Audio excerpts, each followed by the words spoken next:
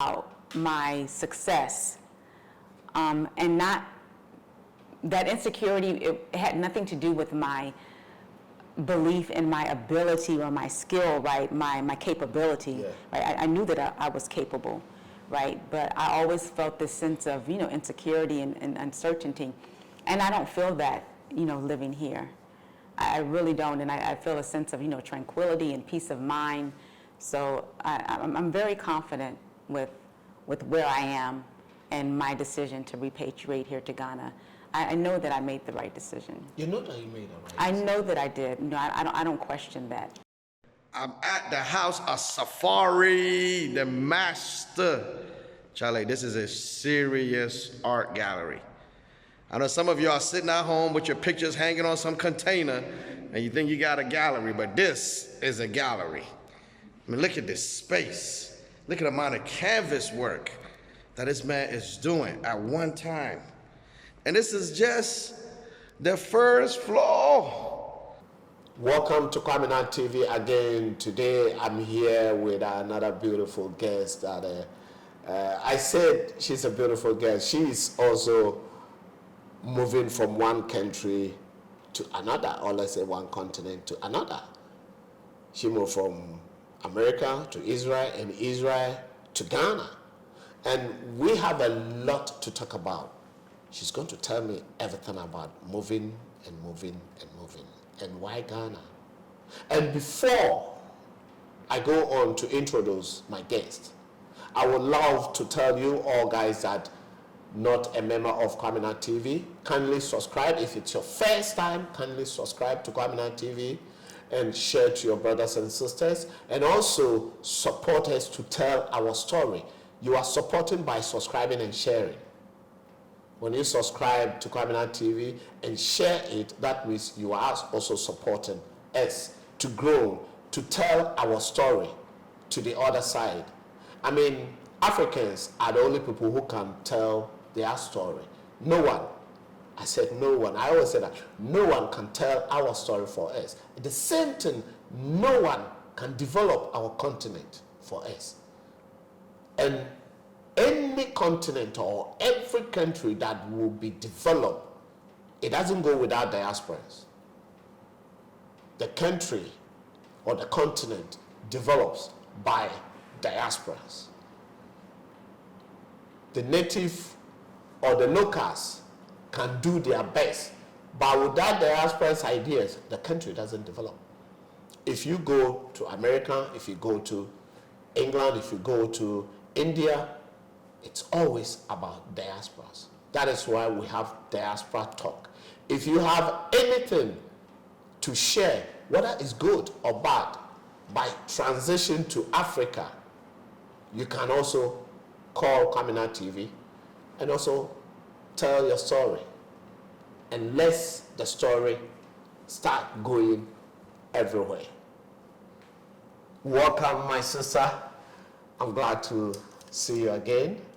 I mean, we've been meeting in the parties and events, but time to sit down, it's another problem. And Ghana here, even to drive from your home to the studio, it's another. Yes, yeah. It's quite a feat. It's quite a feat. Before I'll give you the platform to introduce yourself, it's all for you. Introduce yourself, tell us where you're from and how long you've been here. Okay, so my name is Niara, and I've been in Ghana for a year now. I celebrated my Ghana-versary this past Saturday. I'm from Africa. I was born in Dallas, Texas, in the United States of America. And as you stated, I moved from the United States to Israel, and then from Israel. I was in Israel approximately 19 years. Wow. And then, yeah, a long time. That is long.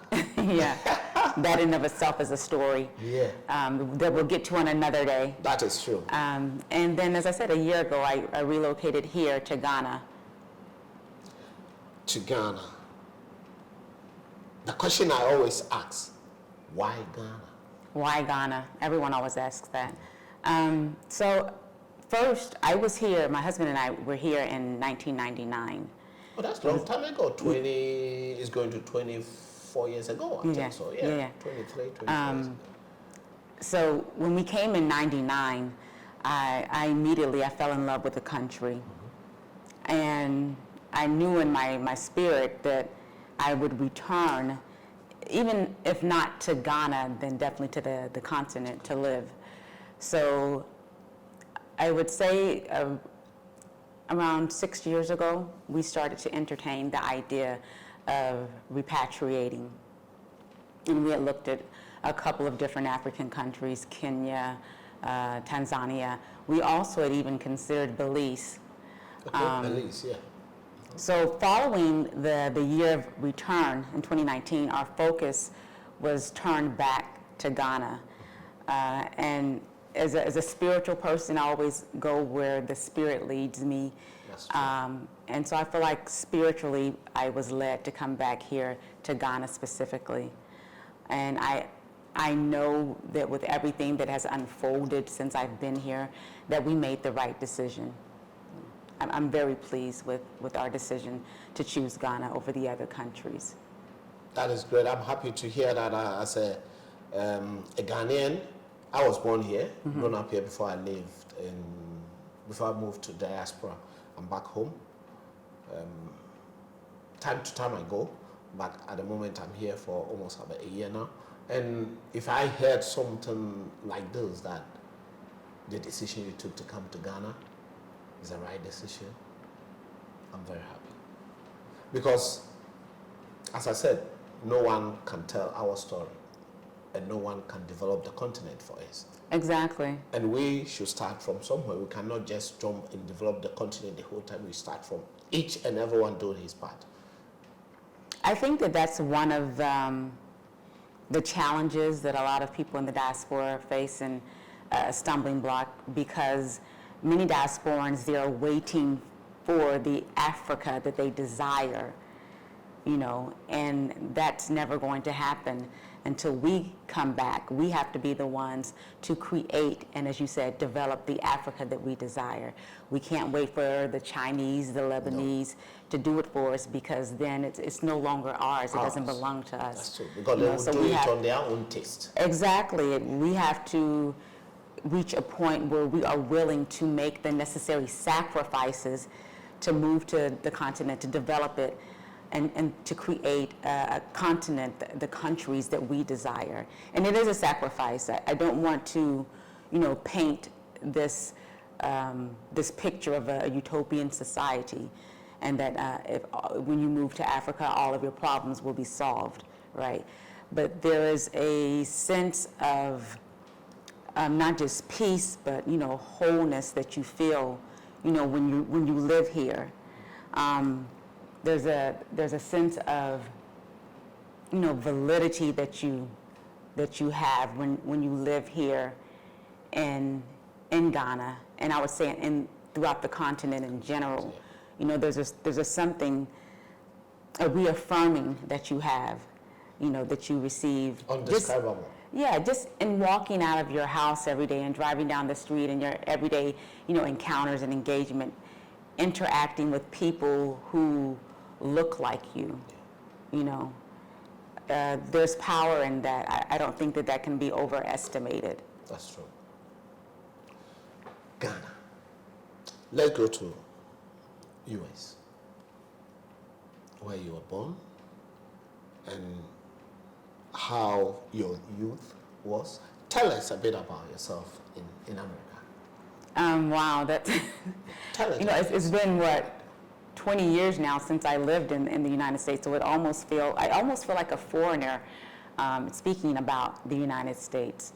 As I stated, though, I was born in Dallas, Texas. That's why I grew up. That's where my family still is on the maternal side. When I graduated from high school, I stayed in the state of Texas. I went on to college in Houston. And then following that, I relocated to Georgia. Okay. I was in Atlanta for, I would say, roughly about 3 years prior to relocating to South Carolina. And then from South Carolina is when I relocated to Israel, to the state of Israel. So in America, a beautiful, nice, heaven on earth country. I want to stop you right there because it wasn't, honestly speaking, I never felt that America was home to me, you know. And why then? I mean, outside of the racism that you experience, the microaggressions that you experience as a black person, you know, I think that there's a constant reminding that black people go through living in the United States, right? That we were brought there for a specific purpose. One, we were brought there against our will, right? But brought there, you know, to be a labor force, right? To build up the United States of America for those who didn't have the will, the desire, even the know-how. And I'm not just talking about, you know, in terms of the physical labor that was performed by our ancestors, but even the intellectual, you know, contributions that Africans made in the Americas. So I think that, you know, I have an expression that I always make in regards to the United States, and that is niggas winning was never a chapter in the book of white supremacy. And I know as crude as it sounds, but it's a harsh reality, right? It was never supposed to be a promised land for us. I think that John Henry Clark said it the best, that America was created as a haven for white Protestant males. And so even now in 2022, about to be 2023, you can see that, you know, for the most part, nothing has changed. The few gains that black people in America have made, you know, much of that has been reversed. We can see that now. You know, that when you look at the homelessness throughout the United States, not the last time that I was in the United States, but the prior to that, I was in Atlanta, and as I said, I used to live in Atlanta. Yeah. And I was appalled driving on the highway at the number of tents underneath the bridges of homeless people, you know, living like that. And that's something that's the norm. When I went to Oakland, California, I was met with the same thing, you know. And I think that just speaks to the reality, as I said, that it was never supposed to be, you know, a place of freedom and democracy and liberation for the black person. That was never, you know, incorporated in the plan, in the making and the founding of America. So I think that we aspire to, that it's never going to be materialized, that we're never going to be reality. Yes, we're never going to experience that, to realize that, because that was never the intention. It never was. According to what you're saying, the tent, the homeless, that it's norm over there, is it all blacks or it's all colors of people? Well, of course, you know, it's not just black people, but as someone who is a Pan-African, you know, my focus and my concern is first with my people. Yeah, that's true. But it's something that, of course, all people, white people are experiencing it, you know, across, you know, the whole spectrum of demographic of people, ethnic groups, you know, they are experiencing homelessness. It's on a rise, you know, that it's an unfortunate reality that is happening in the United States. It's like a cancer that is spreading. And I mean, you understand how, you know, cancer works, the disease works, it metastasizes, it has no respect of persons.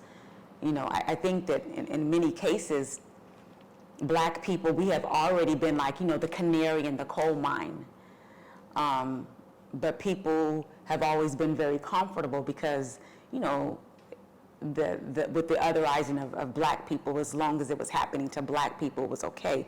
But they never thought, you know, that the same beast that's beating on black people, that it would turn against them as well.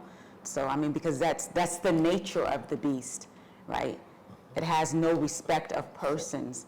You know, this wedge or this, you know, the division that is imposed upon, black people and white people and, Hispanic people. It's just used as a tool to divide us, but the system itself, there's no love for anyone. It'll turn on its own mama.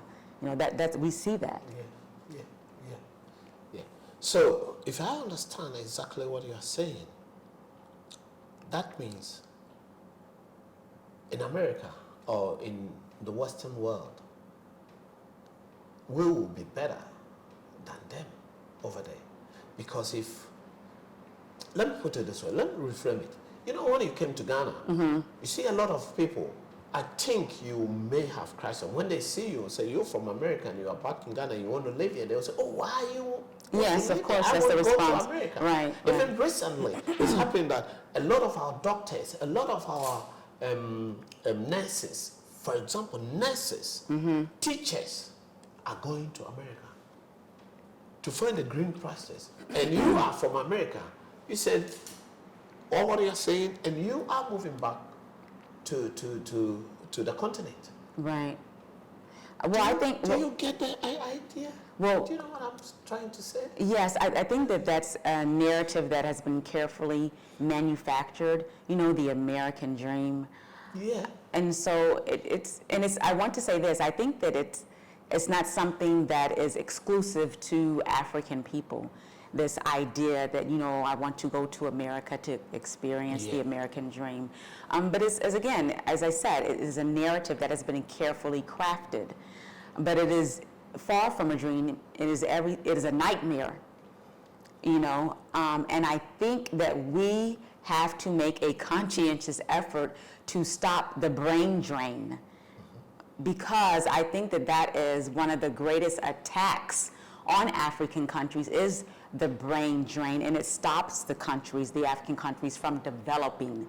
When you have all of your engineers, when you have all of your doctors, your scientists, your educators, when you have them, leaving the country to go and build up another country, right, then your country is left to suffer.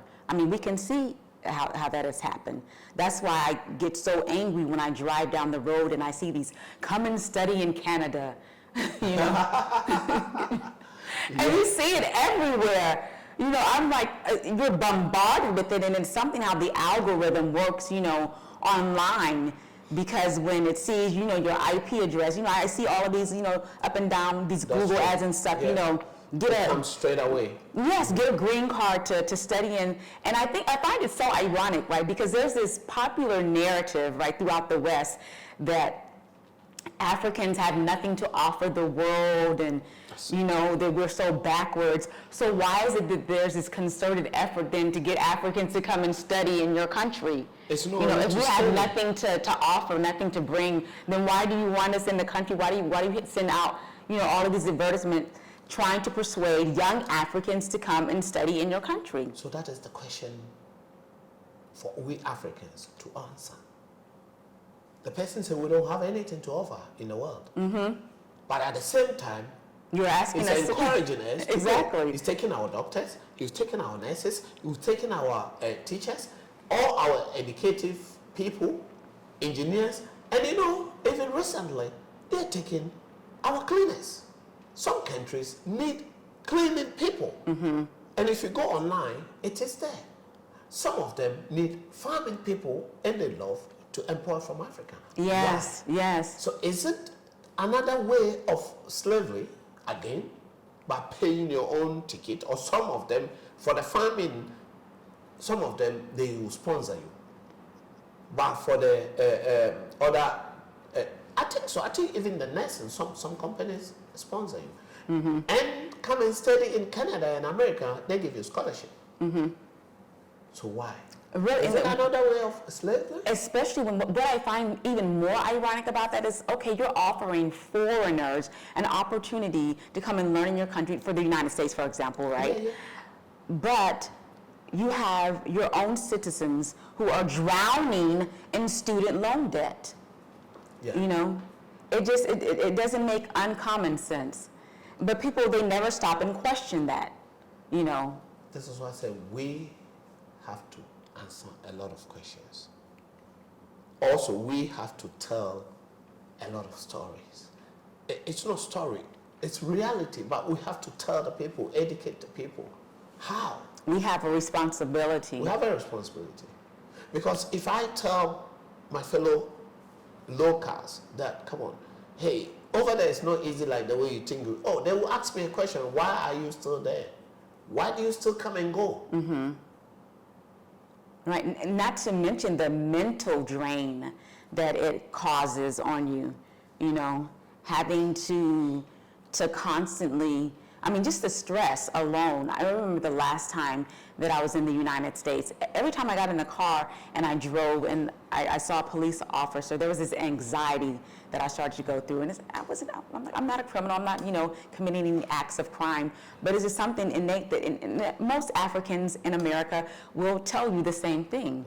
You know, it's this anxiety and, you know, heightened concern that we have when we see the police officers, because we do not have a history, you know, of positive, right, positive interaction with the police force in the United States. And I don't feel that here. Even, you know, I know you know the stories of being stopped by the police, you know. But even here, when I'm stopped by the police or whatever, I mean, the most that I feel is like an annoyance, like, why are you bothering me? You know, but I don't feel a sense of fear. I don't feel like I'm going to be harmed, you know, and I definitely do not feel like, you know, my life is going, you know, is being, exactly, that my life is in danger, that I'm not going to make it home, you know. Oh, well, why would you come here from America? Oh, can I have your passport? Oh, I dream to go to America, you know. What for, you know? And I think that, and I was in an Uber, and I asked the driver, I said, how is it, you know, how long have you been driving for Uber? And he told me, and I asked him if he enjoyed it, and he said no, but there are no jobs in the country, so I'm forced to do this. And so he said, I will just work for another couple of years, I'm saving money, he said, and then I will go abroad. And I said, go abroad where? And he said, you know, maybe to America, to Europe. And I said, oh, please don't do that. And he said, oh, but it's hard here. I said, you're right, it is. I said, but we have a duty to fight to create the country that we desire.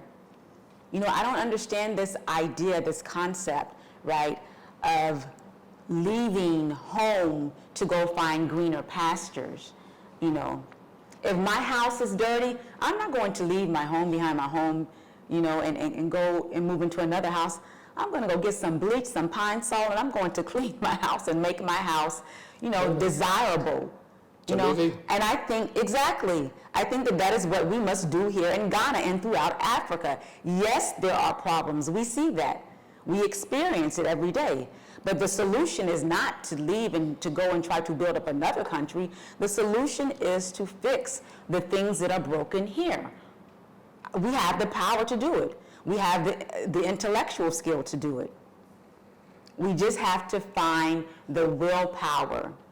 And I think that will come as a result of us, you know, first moving outside of our comfort zone, right? Yeah. And to stop being afraid of speaking on things that we see, you know.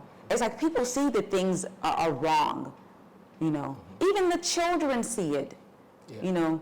My children will say, why don't the people say the roads? Why aren't people protesting? Why aren't they, you know, going to the Jubilee House? Why aren't we making our voices be heard? Why are we just staying in our homes, in our corners, you know, and complaining about it? Did you saw the last rally, the last demonstration that happened in Ghana? Arise Ghana. I did not see it. Yeah, but you've seen it on the news. Right. You were here. Yes, exactly. Did you see the first day? What happened? You're talking about the police brutality. Police brutality? Yes, unfortunately, I did witness that. So some people don't want to go into that. And I understand that. It's a dark reality, but it's also something that we can't allow us. It's something that we can't allow to deter us. That is true. We have two options, right? We can fight back, right, and reclaim our country and make this a place that we desire, right? Or we can just, bend over and lie down. I don't think that many people want the latter as an option. I mean, we understand what happens when we do that. Yeah. And I think that we are the many, right? Those of us, who are suffering, and when I say suffering, I mean suffering to see our country devolve into something that we don't desire, something that we don't like. Something right? that we can easily change it. Right. I know that we are the many, right? Do you think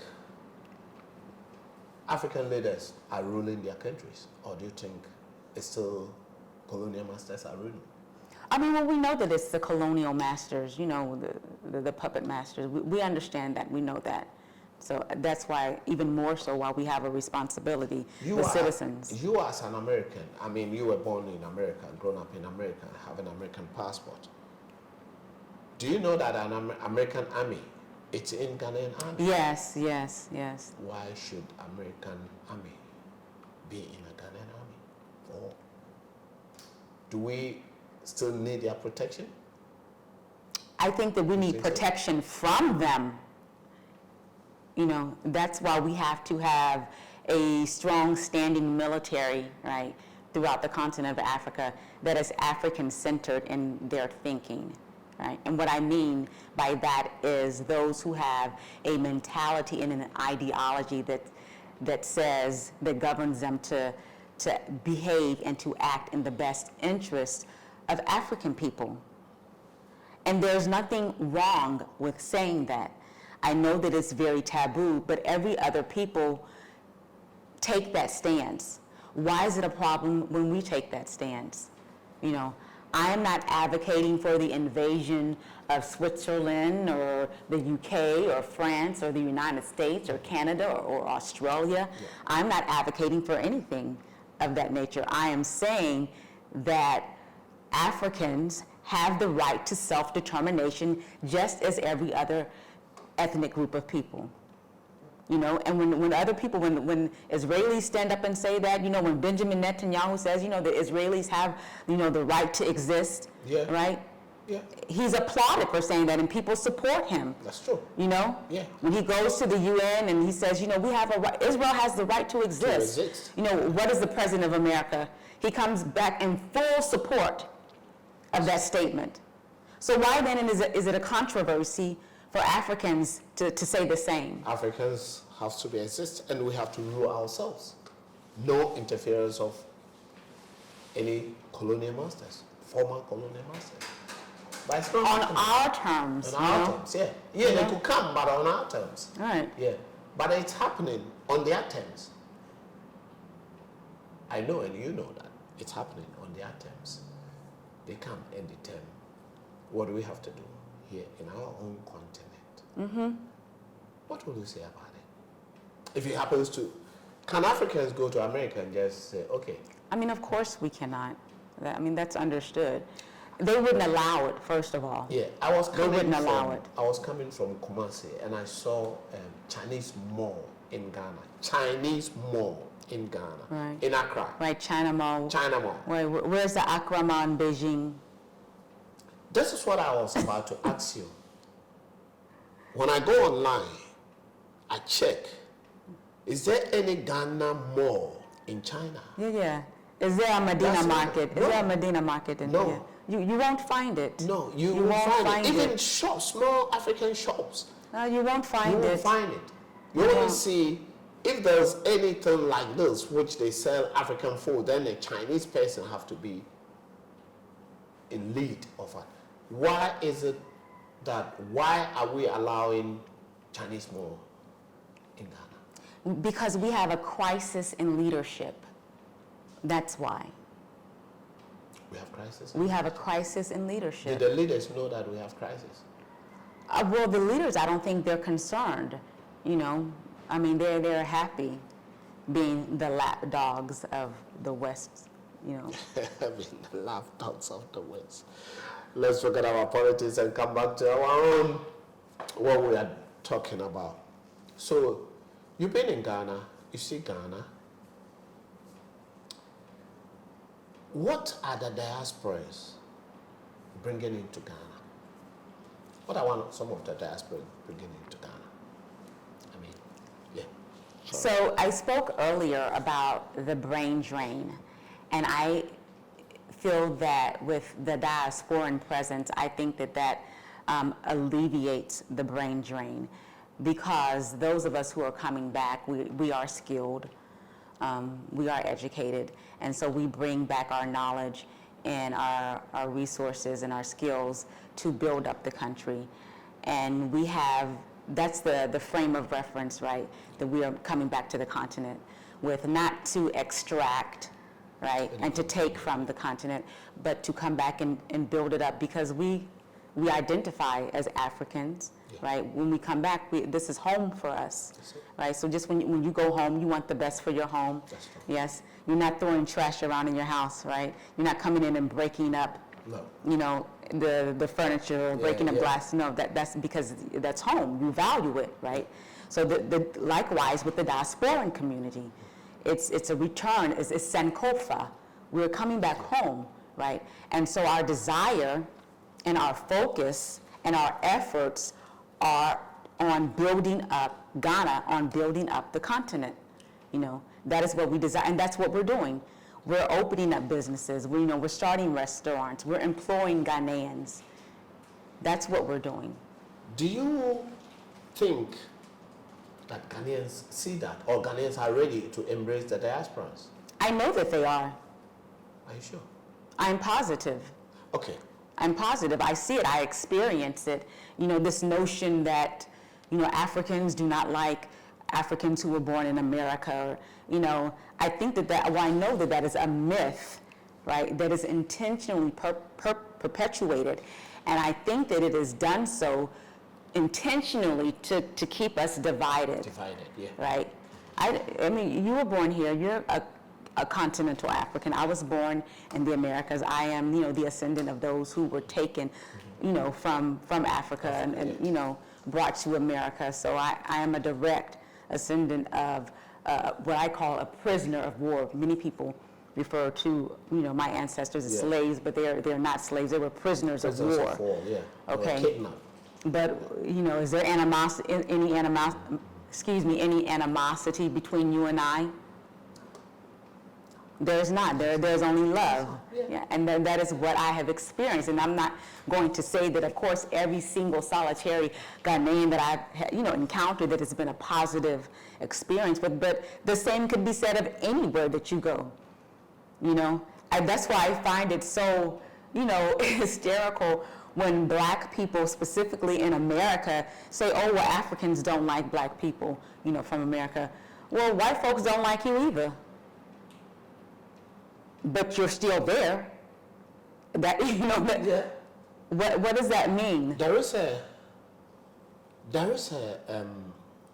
couple who were scammed about land and other things, and a company that they came in basically with a good heart to come and do non-profitable organization. But the people who were so-called leading them to places. Right. Okay, so that does happen. It does happen, and I had a conversation with those people. I had an opportunity to have a conversation with those people, Mr. and Mrs. Joseph, or Evangelist Joseph and Pastor Joseph. And when I had a conversation with them, on the comment session, a lot of people were sympathized with them. Some even offered them land, that they would give them land free. Ghanaians, I'm talking about. Right. Ghanaians. But some of the diasporans were blaming them. Some of them also said they would never want to travel again. Some said, oh, I wanted to come, but because of this, I don't want to come again. What advice or what encouragement words will you give it to those people? So I would say that in anything that you are going to engage in, whether it's repatriating to another country, coming back here to Africa, coming back here specifically to Ghana, I mean, when you go purchase a car, do you not, inspect the car? Do you not do your due diligence in making sure that the car, is going to function well, when you drive it off the lot? That's true. You do. So, and something is, significant and major is making a land acquisition, then you should do your due diligence. I know several people, myself included, who have purchased land, and that has not been our experience. As I said before, in any situation, you're going to have positives and negatives. I don't think that you can take one situation, and allow that to speak for every situation or the entire experience of purchasing land or anything, here in Ghana. I'm sorry that that couple experienced that, and I think that that is horrible. But that's not something that's exclusive, to Ghana or to Africa. As I said, I lived in Israel for almost 19 years. Mm-hmm. I was scammed, when I lived in Israel. So does that mean that all Israelis are scammers? No. So I would say to anyone who feels like, or who would allow that person's experience to deter them from repatriating to Ghana or even from coming to visit, then it was never for you. Yeah. What is meant to be, what is meant for you will be. That is how I live my life, and I know that I know that 100%. I do not doubt that. So when something, negative happens, or an opportunity that I was striving to, I was seeking, when something happens, when it falls through, I don't get discouraged. It wasn't for me. It wasn't meant to be. So if you would allow that situation, somebody's negative experience to sway you from, from visiting a place or repatriating, then, it was never really for you. So. How do you feel about Africa in whole? How do you feel about Africa in whole? How do you feel about Africa? Or will you, let me put it this way, will you want to live anywhere apart from Africa? Oh, I would never, ever. I'm never going to live anywhere outside of Africa again. I fought to get home, and so this is home for me. Of course, I will visit other places. I don't have a problem with visiting other countries or other continents, but I will never live outside of Africa ever again. Do you think your spirit has connected with your ancestors? Oh, I know that it has. I don't think that it has. I know that it has. And I said it before I moved here. I said, my spirit is already in Africa. It has been there. It's waiting for me. It is waiting for me to reconnect. And so that is what has happened. Since I've been here, the connection, the reconnecting of the spirit with the flesh, it has happened, and that's why I'm in a place of peace that I have never experienced in my entire life, because I'm where I'm supposed to be. I'm doing what I'm supposed to do. I'm fulfilling my purpose. My name, Niara, it means one with purpose, and I am aligned with my purpose. So, and that's what I would, I implore everybody, to do. To align with your purpose. And when you are aligned with your purpose, I think that opportunity and things unfold naturally, organically, as they are supposed to. That's why I don't struggle or fight, to achieve something. If something I'm trying to do and, things are not going, I back off of it. Yeah. That's not for me. So that means you let the situation solve itself. Exactly. I let things, as I said, manifest organically, because things will unfold as they are supposed to when you are aligned with your purpose and when you're on the right path, doing what you are supposed to do. That's true. Keep watching Kwaminat TV, like, subscribe, and share. And brothers, share to your brothers to also keep promoting African together. We have to promote African together. We have to tell our story together. We don't have to do it individually. We have to do it together. And together is by subscribing to Kwaminat TV and share to other brothers and sisters. And there's also a lot of YouTubers also outside there, like Wadamaya. That's a lot. who are also telling African stories. They are even leading telling African stories, and in their own way, and we're also telling it in our own way by talking to diasporas like you are watching. Like even if you are outside and you want to connect with the Kwaminat TV to tell your story, your experience outside there, you can still do that by link up through our email, or everything is Kwaminat TV, or social media network, or you go through the screen and take the telephone numbers and call, just like our sister did. They say, hey Kwame, I want to speak to you. I want to tell my story both from America and from Israel and to Ghana. We have now left Israel. We left Israel Bay. We'll go into it in another day, but now we are concentrated on Ghana and America. And you been here 1 year now, just last week. So last week Saturday was when? Last week Saturday was 20, is it 29th. 29th. So Of 29th of October, you was exactly 1 year here. Yes. Including all your wife, your husband, and so the whole family. Yes. Move, boom, here. How are you feeling? 1 year anniversary. Did you celebrate it? Well, it's something that you should ask her, because Yeah, that's why. I had a huge event. It wasn't a celebration of my Ghana-versary, but I manage an art gallery. And so I was about to ask you, are you doing something within the year? So just let it go. So we had a major event at the gallery, and so for me it was like the perfect culmination of that 1 year here in Ghana. Manifesting this. It was spectacular. And I mean, I ended the day on such a high. So I didn't have to have like a special celebration of my 1 year in Ghana. What I was doing on that day, what I was engaged in, that event there at the art gallery, that in and of itself was celebratory, And for me, it was the biggest confirmation that I had made the right decision, and that, I'm exactly where I'm supposed to be. So I'm so excited about the future, and what it holds, that I can hardly contain myself, sometimes. And I wake up every morning with a sense of purpose,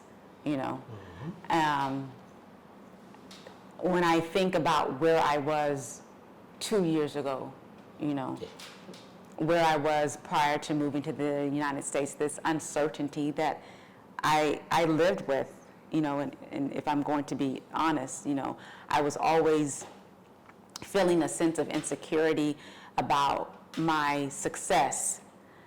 And not, that insecurity, it had nothing to do with my belief in my ability or my skill, right? My capability, right? I knew that I was capable, right? But I always felt this sense of, insecurity and uncertainty.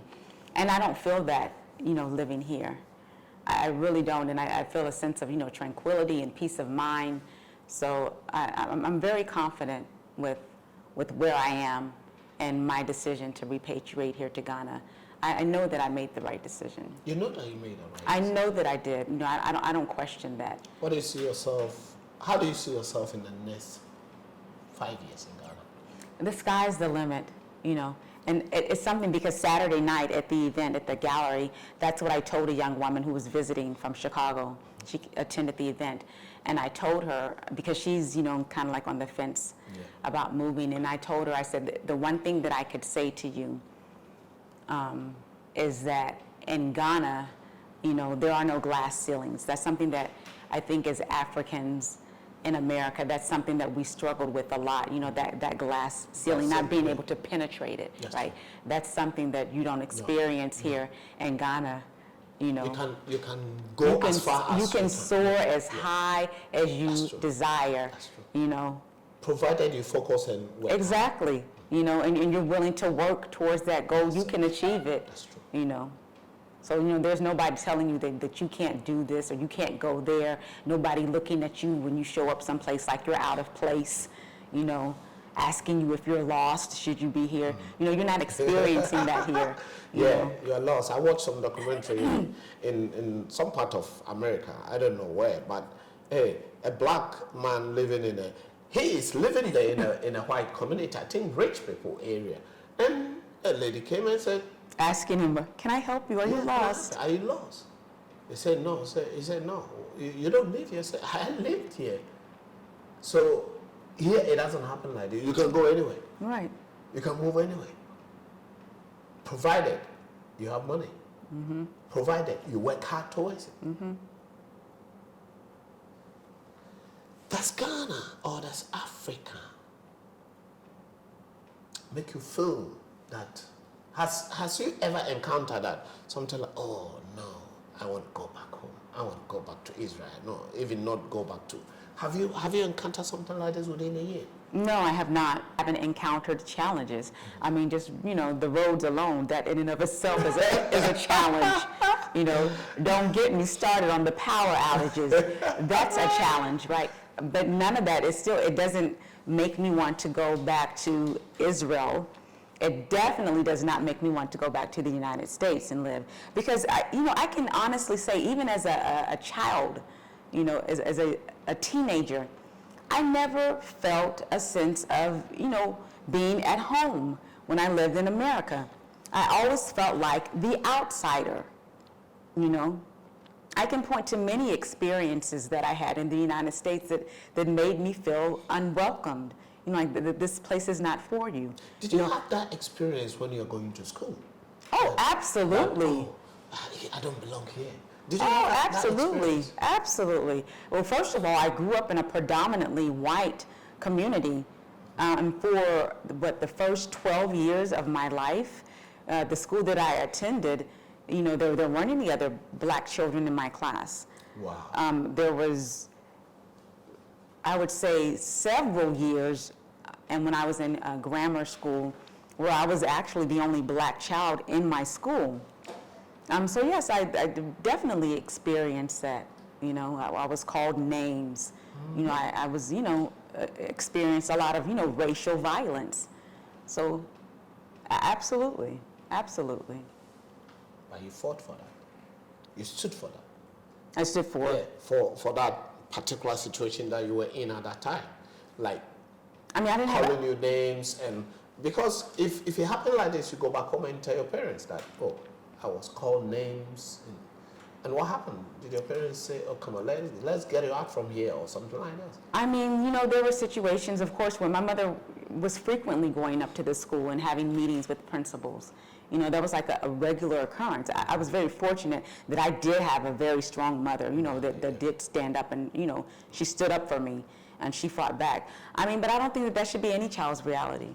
That's a traumatizing experience, and it's something that leaves psychological scars.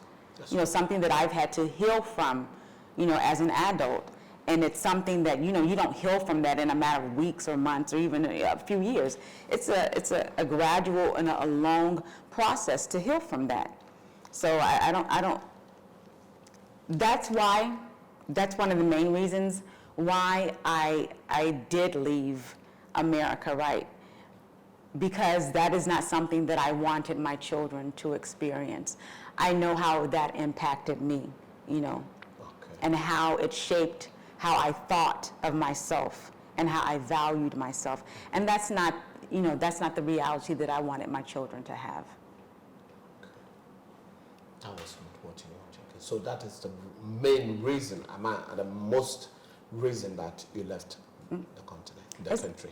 It's something that that John Henry Clark said in one of his speeches. It does something to your psychology, having to wake up every day to petition a people, right, who have animosity towards you for your humanity. Yes. And that's what black people in America and black people living outside of any, predominantly black space, area, right, whether it's in America, whether it's in Canada, whether it's in someplace in Europe, that's your experience. That's true.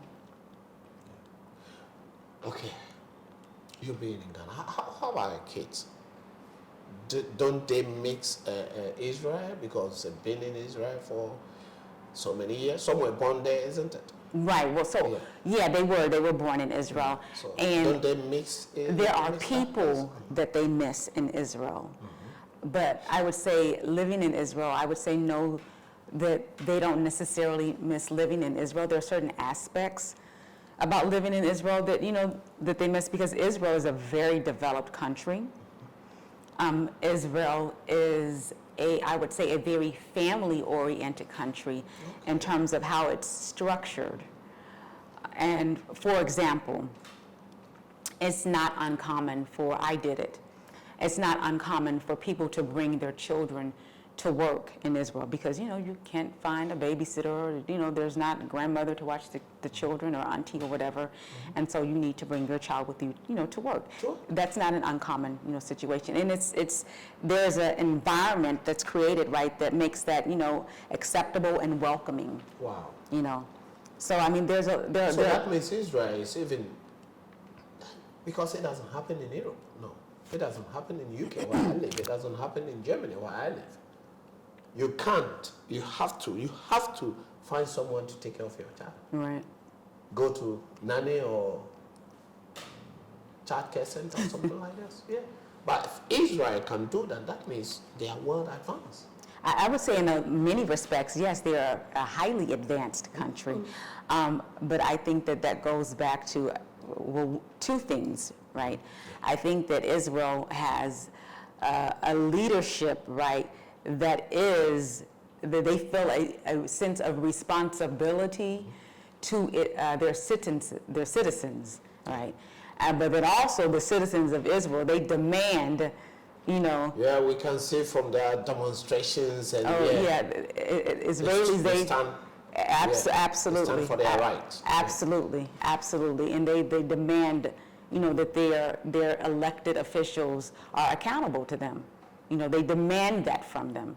So I think that is part of, what keeps Israel the type of country that it is, and the people are able to benefit, in the way that they do in the country.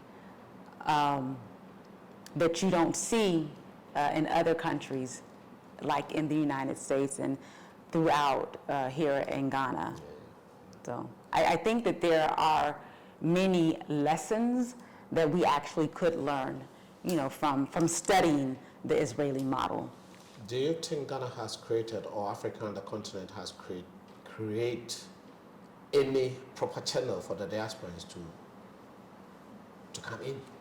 Oh, wow. Apart from the year of return that they said it at. Yeah, well, he said, when Nana Kufuor said, come home, Yeah. and then we answered the call, we came. So when you came here, do you see any structures anything that put in place to embrace you or to help you to grow from this country? So I want to answer your question very specifically, right?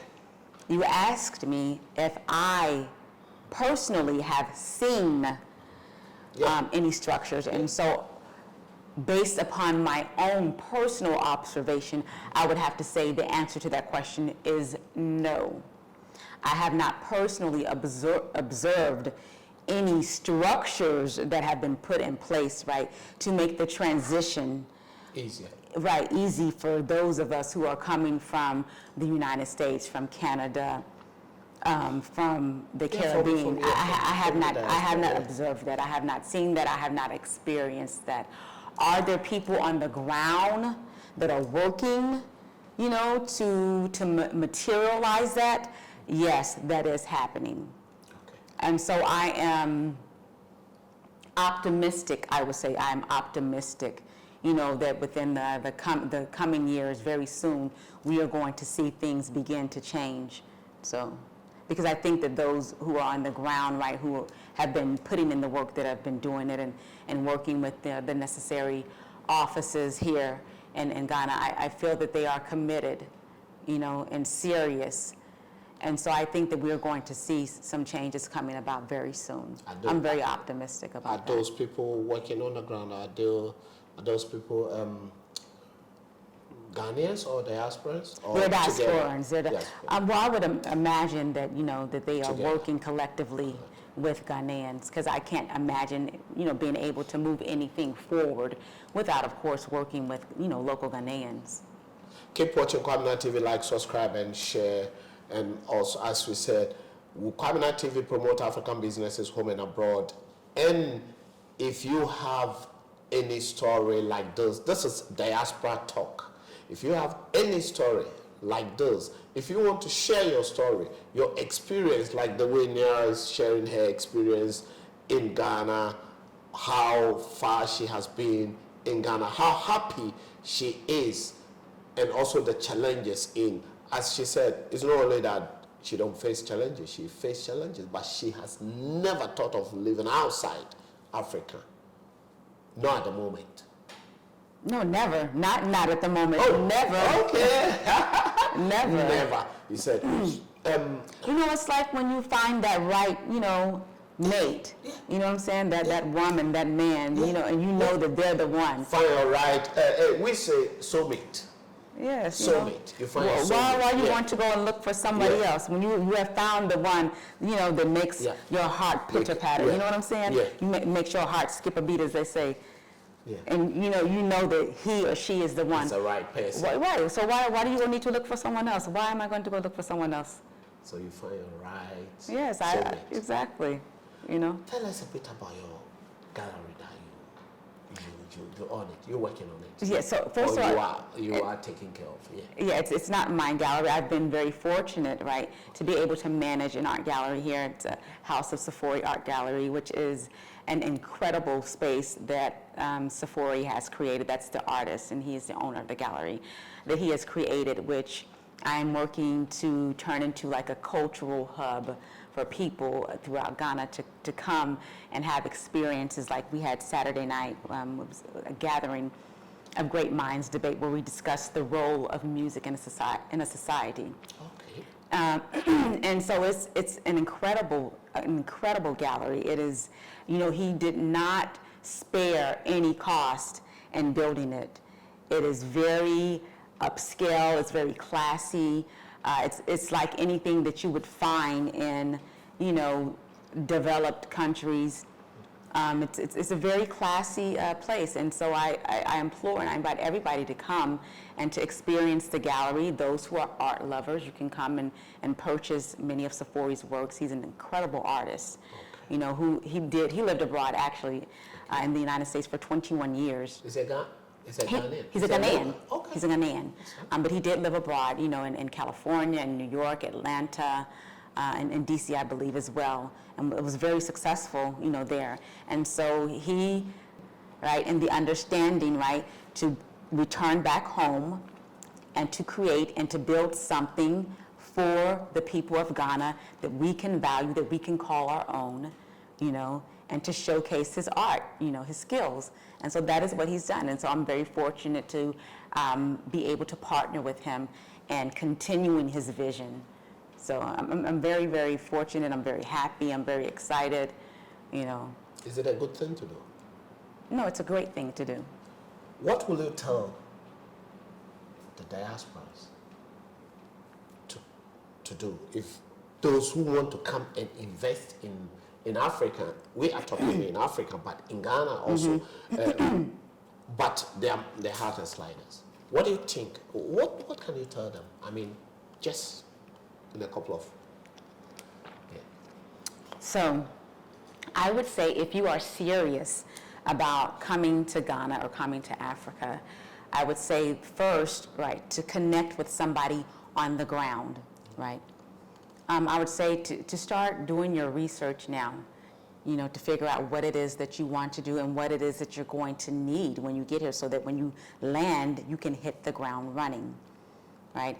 I would also say that do not talk to anyone who has never been to Ghana or to Africa and actually lived here, for a substantial amount of time. Because I hear people, I heard XYZ from, and this person has never set foot on Africa. That's true. People, spreading all of this information, and I'm like, nothing could be further from the truth. So I would say find credible sources, you know, and, you know, to start the process. You know, don't be discouraged.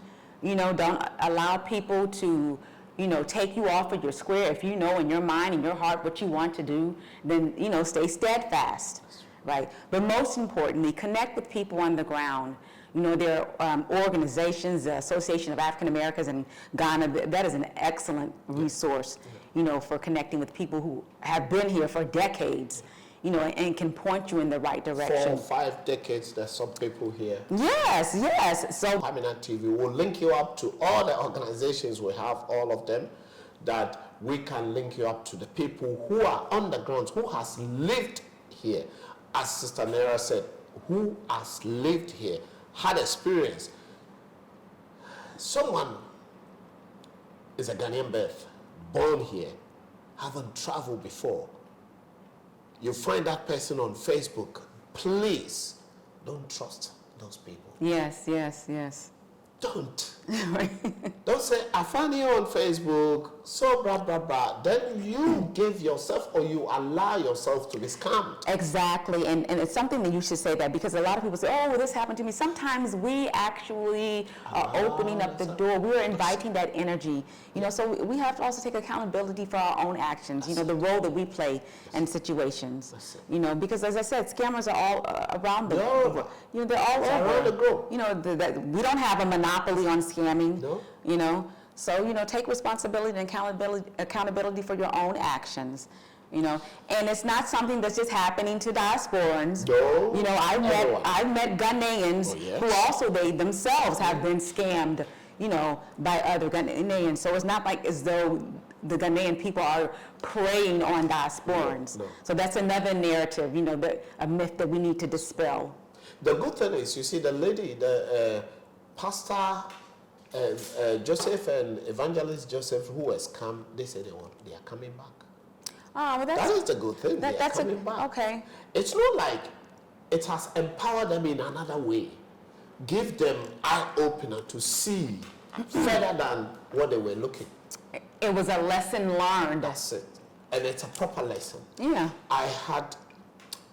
Go to Kwaminat TV, go and check.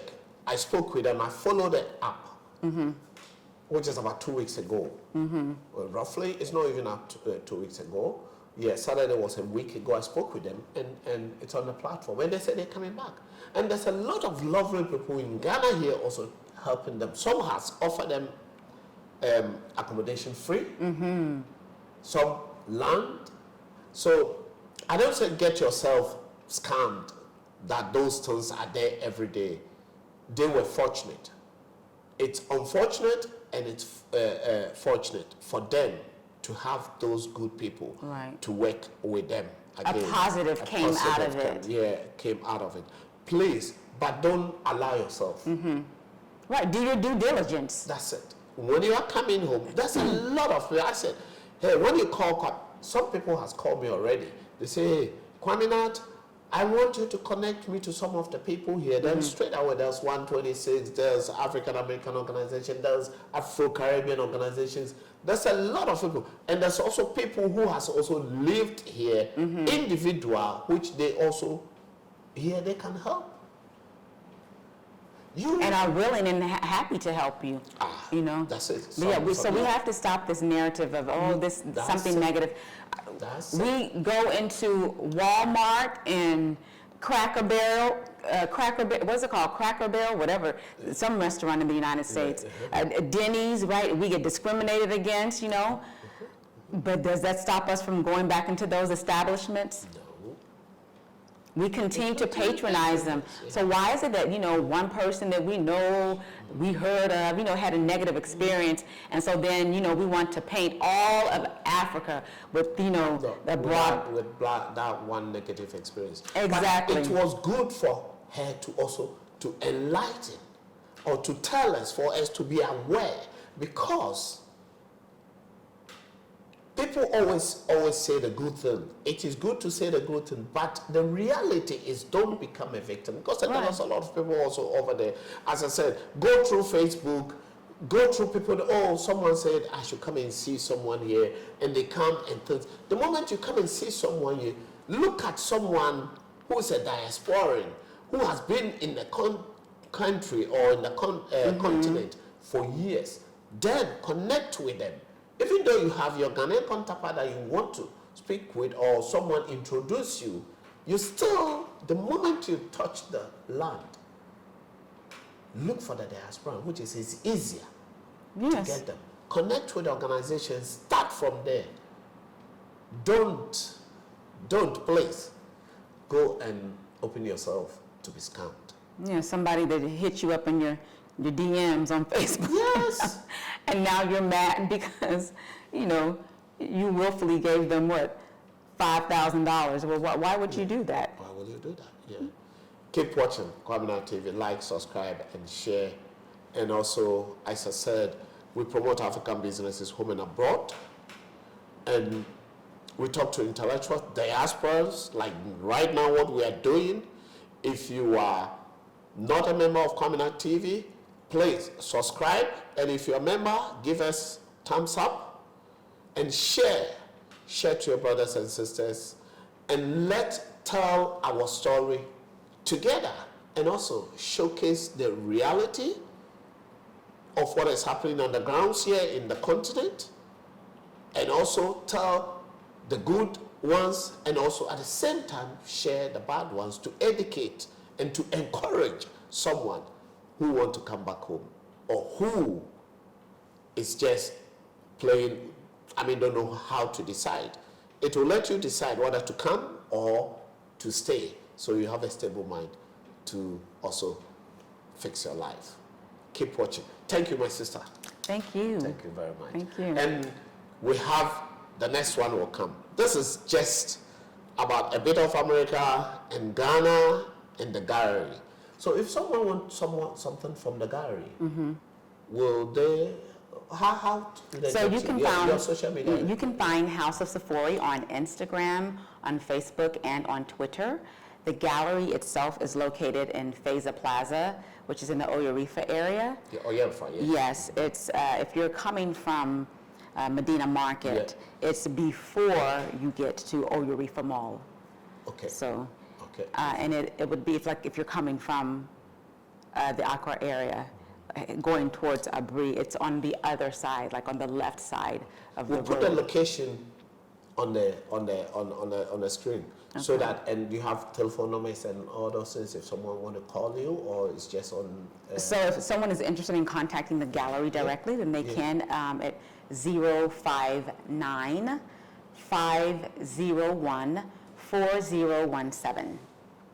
And you will see it also on the description. It will come there. So if you want to connect to Niara also, if you can't get them direct, just say, oh, Kwaminat, I want to talk to Niara. I want to have whatever you want to ask questions or whatever you want to do, just tell me and I will link you up to her. Keep watching Kwaminat TV. Like, subscribe, and share. I'm still the youngest old boy. I sign up.